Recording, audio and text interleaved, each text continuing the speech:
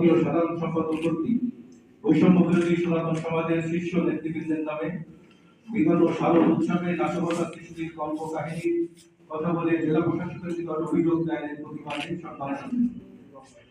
Print ও electronic মিডিয়ার সম্মানিত সাংবাদিক বন্ধুগণ, বৈষম্য বিরোধী সনাতন সমাজ দলের পক্ষ থেকে আন্তরিক শুভেচ্ছা গ্রহণ। আমরা গভীর উদ্বেগের সাথে লক্ষ্য করেছি বিগত 9/10/2024 তারিখে শারদীয় দুর্গোৎসবের প্রাক্কালে বাংলাদেশ পূজা উৎসবন পরিষদ যশোরের ব্যানার ব্যবহার করে সভাপতি দীপঙ্কর দাস রতন, সাধারণ সম্পাদক তপন কুমার ঘোষ, সহসভাপতি জয়ন্ত বিশ্বাস, যুগ্ম সম্পাদক রতন আচার্য, সদস্য জেলা সভাপতি রবীন্দ্র পাল সহ নেতৃবৃন্দ সুপরিকল্পিতভাবে যশোরের অসাম্প্রদায়িক ও শান্তিপূর্ণ পরিবেশ বিঘ্নিত করতে ষড়যন্ত্রে যুক্ত। তারা বৈষম্য বিরোধী সনাতন সমাজের শীর্ষ নেতৃবৃন্দের বিরুদ্ধে মন গড়া কল্পকাহিনী ও মানহানিকর তথ্য প্রচার করে প্রশাসনের কাছে একটি অভিযোগ দায়ের করে ঘোলা জলে মাছ শিকারের পর সুগম করার চক্রান্ত করেছিল। আমাদের আশঙ্কা ছিল দুর্গোৎসবের নাশকতা সৃষ্টি এবং মন্ডলী ও সংখ্যালঘু সম্প্রদায়ের উপর পরিকল্পিত হামলা করে দীপঙ্কর দাস রতন ও তপন কুমার ঘোষ সহ দুর্বৃত্তরা জেলায় অস্থিতিশীল পরিবেশ তৈরি করে এক ঢিলে দুই পাখি মারতে চেয়েছিল। আমরা ত্যাগহীন ভাষায় বলতে চাই, দীপঙ্কর দাস রতন, জয়ন্ত বিশ্বাস, তপন কুমার ঘোষ, রতন আচার্য, রবীন্দ্র পাল, সঞ্জয় জোয়ারদার সহ তাদের অনুসারীরা দীর্ঘদিন ধরে পূজা উৎসবন পরিষদকে ব্যবহার করে সনাতন সম্প্রদায়ের মানুষের নিকট থেকে সালিসের নামে চাঁদাবাজি, মন্দিরের অর্থ আত্মসাৎ, মন্দিরের নামে বরাদ্দ সরকারি অনুদানের টাকা ব্যাপক আনিয়ম, বিভিন্ন মন্দির ও ধর্মীয় সংগঠনের বৈধ কমিটি বাতিল করে দখল সহ বিশেষ ফায়দা হাসিল করছে। এবছরের শারদীয় অনুরোধে জেলা প্রশাসন পূজা উৎসবন পরিষদের মাধ্যমে প্রদান না করে প্রতিটি মন্দির কমিটির কাছে সরাসরি গৃহ প্রদান করেছেন, যেটা ইতিমধ্যে সর্বমহলে প্রশংসিত হয়েছে। এই কারণে তখন রবীন্দ্র পাল ব্যক্তিবর্গের বিরুদ্ধে মিথ্যা, কাল্পনিক ও কুরুচিপূর্ণ অভিযোগ দাখিল করেছেন, যা সর্বৈব মিথ্যা, যাতে তারা তাদের নিজেদের অপকর্মের দায়ভার বৈষম্য বিরোধী সনাতন সমাজ যশোরের জেলাদের উপর চাপার চেষ্টা করেছেন। শারদীয় দুর্গোৎসবে প্রশাসনের সার্বিক সহায়তায় সুষ্ঠু ও শান্তিপূর্ণভাবে সম্পন্ন হয় তাদের অভিযোগ ভুয়া ও মিথ্যা প্রমাণিত হয়েছে। এখানে বিশেষভাবে উল্লেখ্য যে যাদের বিরুদ্ধে অভিযোগ উত্থাপন করা হয়েছে তারা সকলেই পূজা উৎসবন পরিষদের সাবেক ও বর্তমান কমিটির স্থানীয় ব্যক্তিগণ। শুধুমাত্র ভিন্ন সংগঠন করার কারণে অভিযোগ দাখিল করা হয়েছে। প্রিয় সাংবাদিক বন্ধুগণ, যশোর জেলা পূজা উৎসবন পরিষদের বর্তমান কমিটির সভাপতি দীপঙ্কর দাস রতন, সাধারণ সম্পাদক তপন কুমার ঘোষ, যুগ্ম সম্পাদক রতন আচার্য, সদস্য জেলা সভাপতি রবীন্দ্র পাল সহ নেতৃবৃন্দ ক্ষমতা গ্রহণের পর অনৈতিকভাবে রাজনৈতিক প্রভাব খাটিয়ে যশোরের ঐতিহ্যবাহী মনোলিক রাশি মন্দির, শ্রী শ্রী সিদ্ধেশ্বরী কালীবাড়ি মন্দির, নীলবাগ মহাশ্মশান, শ্রী শ্রী হরিশব মন্দিরের বৈধ কমিটি বাতিল করে তাদের পছন্দের ব্যক্তিদের নিয়ে কমিটি গঠন করেছেন। একই প্রক্রিয়ায় তাদের স্বেচ্ছাচারিতা ও অনৈতিকতাদের সমর্থন না করায় ঢাকাপাড়া উপজেলা কমিটি, শিকলগাছা পৌর কমিটি, যশোর সদর পৌর কমিটি, চাষড়া ইউনিয়নের বৈধ কমিটি কোনো প্রকার নোটিশ ছাড়াই বাতিল করে পছন্দের লোক দিয়ে ঘরে বসে কমিটি গঠন করেছেন।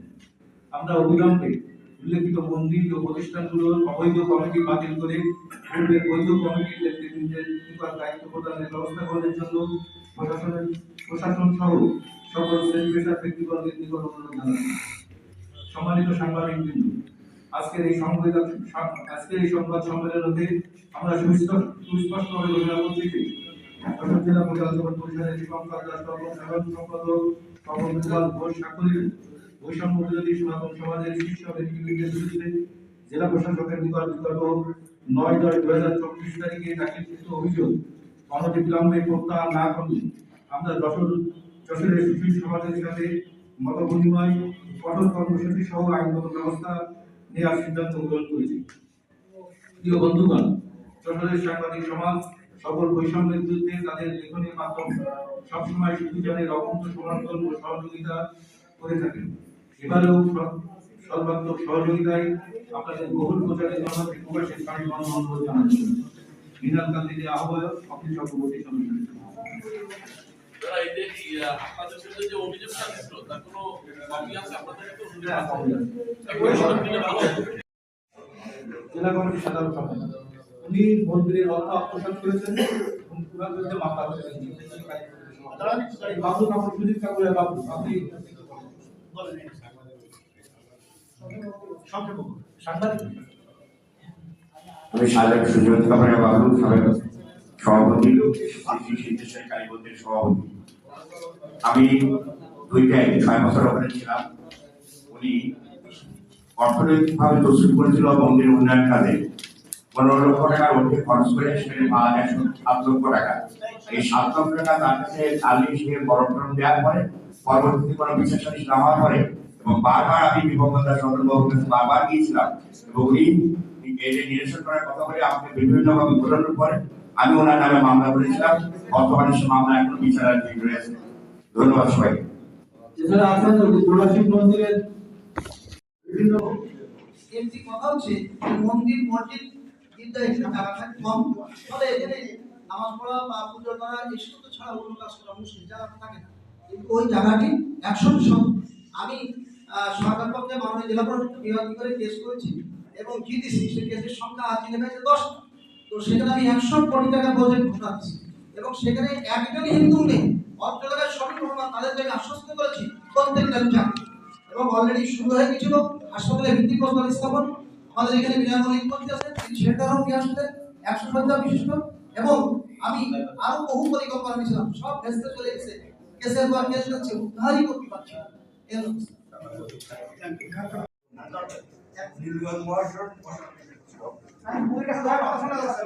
উপস্থিতির মাধ্যমে সাধারণ সম্পাদক নির্বাচিত করা হয়।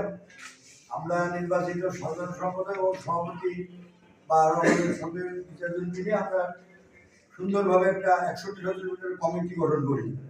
এই কমিটির বিরুদ্ধে অপপ্রচার চালায় যে শ্মশান রক্ষা কমিটি গ্রহণ করে পূজা পরিষদের সব সদস্যদের নিয়ে তারা অসীম কুণ্ডু সভাপতি মত অসীম কুণ্ডু নামে মিথ্যা অপপ্রচার চালায় আমাদেরকে বাধ্য করেছে। আমরা সম্মানের দিক থেকে আমরা কমিটি ছেড়ে দেওয়ার পরে তাদের দায়িত্বে তারা কমিটি গঠন করেছে এবং সেখানে এরপরে কমিটি গঠনের পরে 2 বছর দুটি নামযোগ্য হয়েছে। ওখানে আয়োজনের নামযোগ্য 2 বছর দুটো নামযোগ্য অনুষ্ঠিত হয়েছে।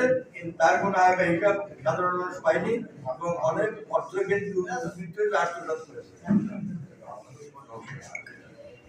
যে কারণের জন্য ওই অভিযোগ যে করছে আপনারা দেখবেন যে পূজার জন্য প্যান্ট সেখানে আমার নাম আছে। ওই পূজার সময় ওটা নাশ করে এটা প্রশাসন সেটা দেখেছে এবং তারা সেটা বিবেচনাও করেছে যে আমরা করতে পারি কি পারি না। কোনো ঘটনায় ঘটে আসলে ব্যাখ্যা দেওয়া হয়েছে।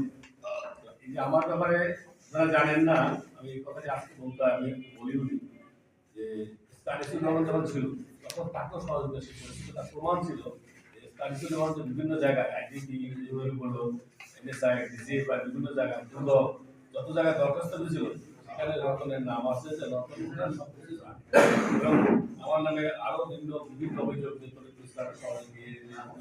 রকম এবং আমি মুসলিম বিয়ে করে হিন্দু বানাইছি এই ধরনের বিভিন্ন প্রচারের আগেও করেছি এবং তার প্রমাণ আমার কাছে আছে এবং এখানে না প্রমাণ আমার কাছে আছে তার কপি আমি উঠেছি। এই ধরনের যে একটি বিভিন্ন যে মন্দির থেকে মন্দিরের যে দুর্নীতি এবং বিভিন্ন এর আগে যে সরকারের যে মন্ত্রী ছিলেন আমাদের সকল বাবু যে সে টাকা দিচ্ছে, তারপর আরো বিভিন্ন জায়গায় টাকা দিচ্ছে, টাকাগুলো দুর্নীতি বাড়ছে অসৎ লোক এর থাকার অধিকার নাই বলে আমি মনে করি এবং আমি মনে করি যে সনাতন সমাজে একজন শত্রু এবং সে এই জায়গায় থাকার যোগ্য নয় এবং প্রশাসনকে আমি সাংবাদিকের মাধ্যমে আহ্বান জানাচ্ছি প্রশাসন তাকে যেন অবাঞ্ছিত ঘোষণা করে এবং এই যে বৈষম্য বিরোধী সনাতন সমাজ তাদের মাধ্যমে এখন পূজা পরিষদ এই কাউন্সিল করে তারা নতুন কমিটি করবে এবং এদের নেতৃত্বে এই যশোরের পূজা পরিষদ চলবে এবং বিভিন্ন জায়গায় প্রশাসন তাদেরকে কপিগুলো দেওয়ার জন্য